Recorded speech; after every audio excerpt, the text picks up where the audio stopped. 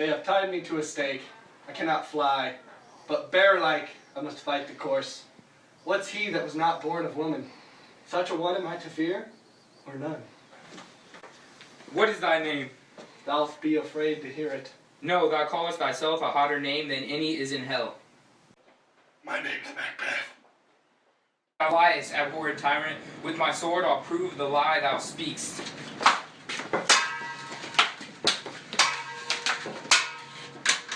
Cometh at me, broeth.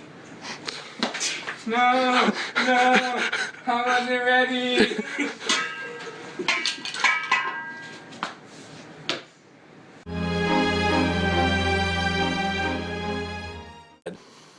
That way the noise is. Tyrant, show thy face. If thou be slain with no strike of mine, my wife and children's ghosts still haunt me. I cannot strike at wretched kerns, whose arms are hired to bear their staves. Either thou, Macbeth, or my sword with unbattered edge, I seethe again undeeded. There thou shouldst be, by this great clatter, one of the greatest notes seems brooded. Let me find him, fortune, and more I beg not.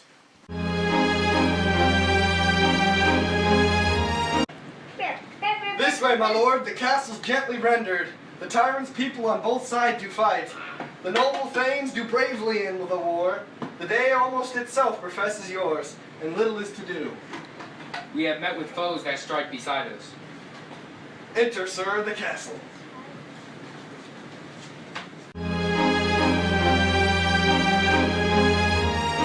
Why should I play the Roman fool and die on my own sword? Whiles I see lives, the gashes do better upon them. Turn, hellhound, turn! Of all men I have avoided thee, but get thee back. My soul is too much charged with blood of thine already. I have no words. My voice is in my sword. Thou bloodier villain than terms can give thee out.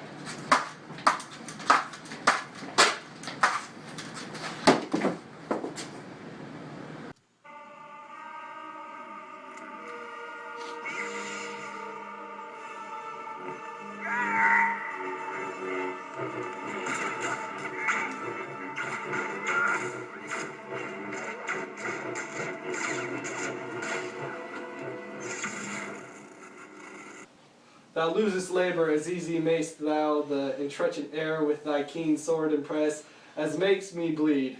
Let fall thy blade on vulnerable crests. I bear a charmed life, which must not yield to one of woman born. Despair thy charm, and let the angel whom thou still hast served tell thee Macduff was from mother's womb untimely ripped. Accursed be the tongue that tells me so, for it hath cowed my better part of man. And be these juggling fiends no more believed, that palter with us in a double sense, that keep the word of promise to our ear, and break it to our hope. I'll not fight with thee. Then yield thee, coward, and live to be the show and gaze of the time. We'll have thee, as our rare monsters are, painted upon a pole, and underwrit, here may you see the tyrant.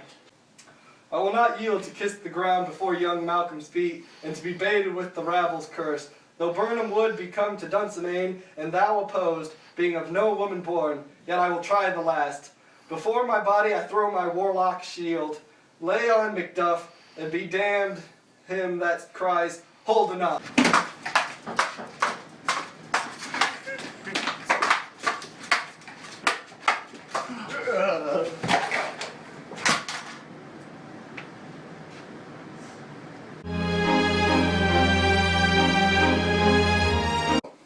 I would the friends we missed were safe arrived.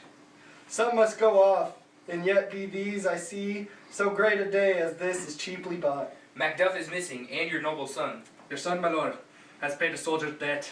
He only lived but till he was a man, the which no sooner had his prowess confirmed, in the unshrinking station where he fought, but like a man he died. Then he is dead. Aye, and brought off the field. Your cause of sorrow must not be measured by his word, for then it hath no end. That be his hurt before? Aye, on the front. Why then God's soldier be he. Had I as many sons as I have heirs, I would nor wish them a greater death. And so his nail is knolled. He worth more sorrow, and that I'll spend for him. He's worth no more. They say he parted well and paid his score. And so, God be with him, here comes newer comfort. Hail, King! For thou art, behold where stands the usurper's cursed head. The time is free. I see thee compassed with thy kingdom's pearl, that speak in my solution in their minds, whose voices I desire aloud with mine. Hail, King of Scotland! We shall not spend a large expense of time before we reckon with your several loves, and make us even with you, my thanes and kinsmen, henceforth by earls, the first that ever Scotland in such an honour named.